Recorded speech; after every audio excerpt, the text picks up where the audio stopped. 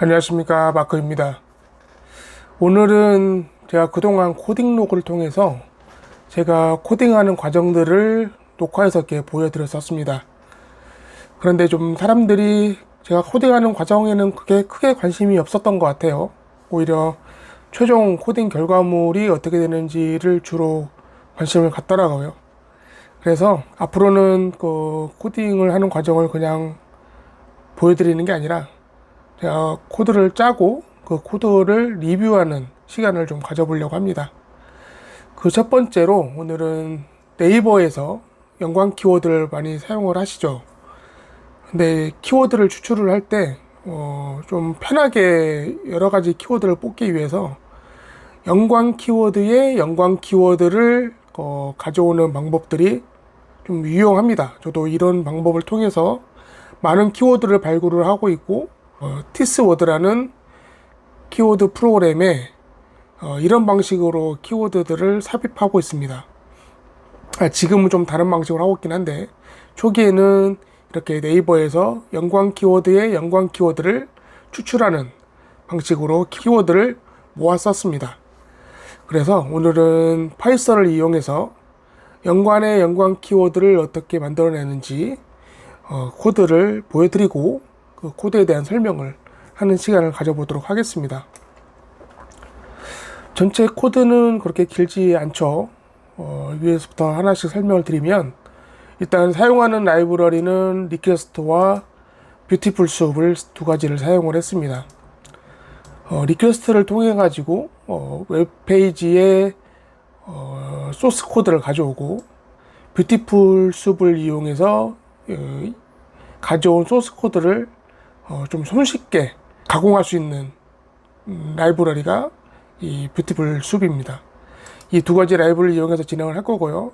먼저 input 명령어를 이용해서 최초 키워드를 입력받게 됩니다. main 키워드를 입력하세요 이렇게 되어 있는데 이 input을 이용하면 우리가 키보드를 이용해서 문자열을 입력받을 수 있습니다. 이렇게 입력받은 문자열을 키워드라는 변수에 입력을 하고 이 키워드를 아래 보시면 else죠. else 키워드에 relate라는 함수를 이용해서 이 키워드를 넣게 되면 연관 키워드 리스트를 받아오게끔 해놨어요. 그러면 relate 함수를 보시면 요게 그 관련된 함수인데 하나씩 설명을 드리도록 하겠습니다. 이 인자가 키워드라는 인자로 명명했고요. 아래에 보시는 것처럼 relate 함수에 키워드를 입력받으면 이 인자가 여기에 이동을 하게 됩니다.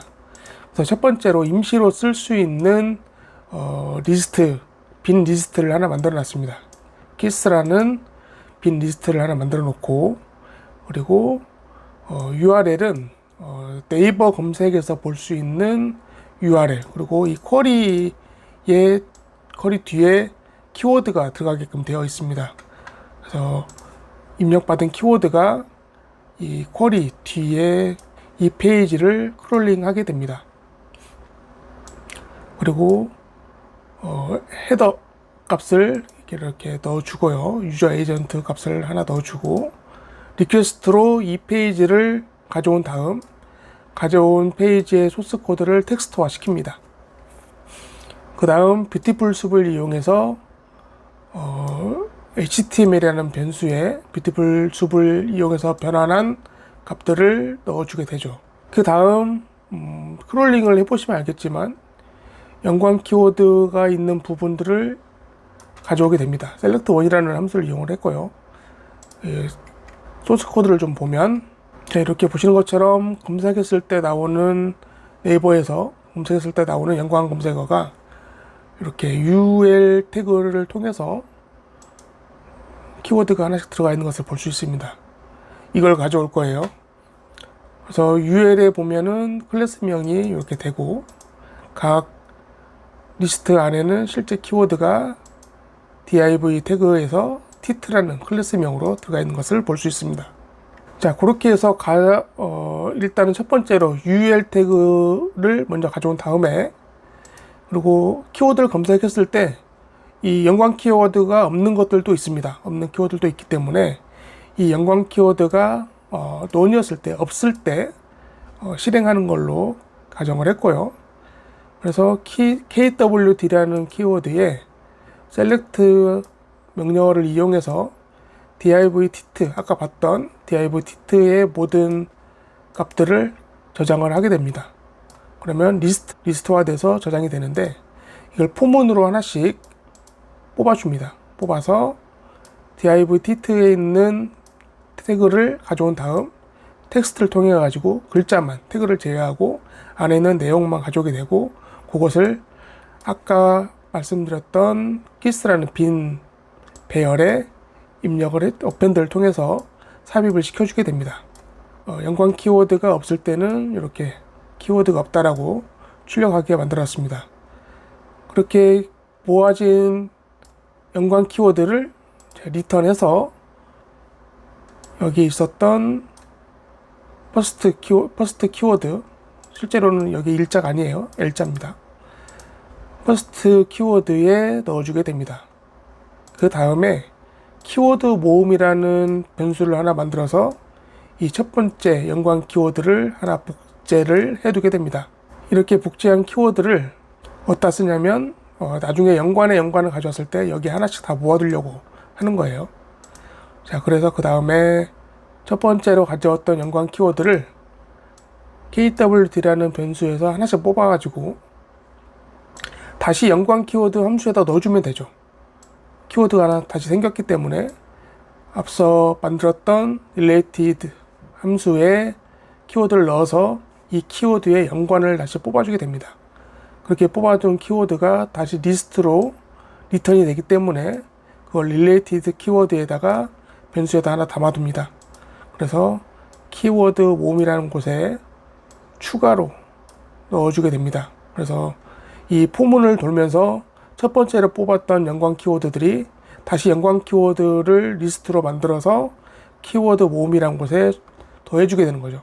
더해서 전체 키워드를 만들어주게 됩니다. 그런데 연관 키워드를 뽑다 보면 이 중복되는 키워드들이 좀 있어요. 중복되는 것들은 다 제거를 해주는 게 좋기 때문에 굳이 필요 없어서 이 키워드를 중복하는 방법을 말씀을 드릴게요. 리스트로 들어온 여러 가지 값들을 중복을 제거하기 위해서는 여러 가지 방법들이 있는데, 가장 쉽게 할 수 있는 것이 set이라는 자료형으로 만들어주면 쉽습니다. 이 set은 제가 예전에 여러 가지 자료형을 설명할 때 한번 언급은 했었는데 설명을 하진 않았었고, 이 set은 특징이 중복을 허용하지 않습니다.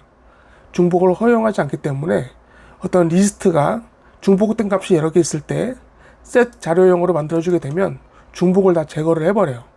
그래서 이 set 자료형으로 앞서 뽑아냈던 전체 키워드를 변환을 시켜주면 중복을 다 제거한 자료형이 만들어집니다. 그리고 그것을 다시 앞에 리스트를 써줌으로써 리스트화 시켜주게 됩니다. 그렇게 되면 이 키워드 모음이라는 곳에 다시 중복이 제거된 키워드 리스트가 모이게 돼요. 직접 한번 해보시면 이해가 쉬울 겁니다.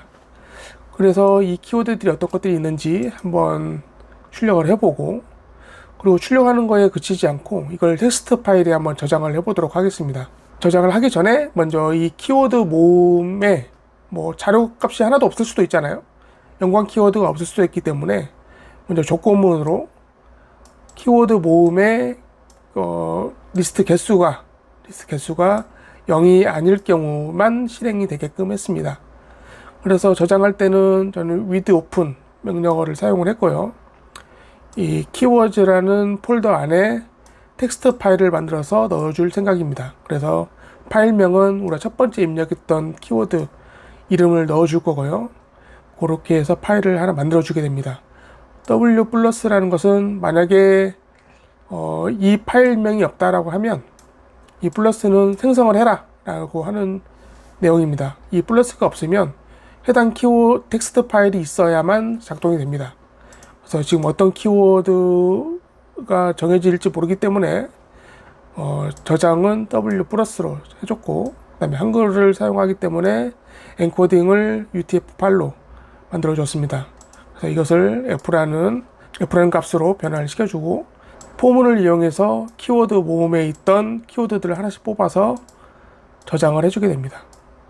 이 저장을 할 때는 줄바꿈을 하나씩 넣어주는 게 좋아요. 그래야지 키워드가 한 줄씩 저장이 되거든요. 이렇게 하게 되면 우리가 처음에 입력했던 키워드 값으로 텍스트 파일을 만들어서 그동안 연관 키워드로 뽑았던 모든 값을 한 줄씩 저장을 해서 종료를 해주게 됩니다. 그리고 이 저장이 완료가 되면 총 몇 개의 키워드를 저장했는지까지 출력해 주는 걸로 코드를 짰습니다. 코드는 매우 간단하죠. 50줄도 채 되지 않습니다. 하지만 꽤 유용한 코드입니다. 그래서 여러분들이 어떤 하나의 키워드 관련된 키워드를 좀 많이 보고 싶다라고 할 때는 이 코드를 사용하시면 됩니다. 한번 실행을 해보도록 하겠습니다. 아까 말씀드린 것처럼 정말 인풋 값을 받게 돼요. 그래서 메인 키워드를 입력하라고 되어 있는데 여기에 저 코인으로 한번 해볼까요? 코인으로 입력을 하게 되면 지금 보시는 것처럼 연관에 연관을 두면서 계속 키워드를 출력을 하게 되고, 연관 키워드가 없으면 연관 키워드 없다라고 이렇게 출력이 됩니다. 이게 오랫동안 돌아가고 있죠. 그래서 이렇게 리스트화 된 중복이 되지 않는 연관 키워드들이 모이게 되고, 이게 총 79개 정도 키워드를 저장했다고 되어 있습니다. 그러면 저장된 위치에 한번 가보도록 하겠습니다. 이렇게 보시면 코인, 아까 우리 입력했던 값의 텍스트 파일이 저장이 된 걸 볼 수 있습니다. 열어보면 이렇게 저장이 되죠. 굉장히 편하죠. 내가 굳이 네이버 검색을 통해 가지고 연관 키워드들이 뭐가 있는지 하나씩 찾아볼 필요가 없습니다. 그냥 입력 한 번만 하면 이런 관련된 키워드들을 수도 없이 만들어 주는 거예요. 다른 것도 한번 해볼까요? 뭘 해볼까요? 블로그 한번 해볼까요? 블로그.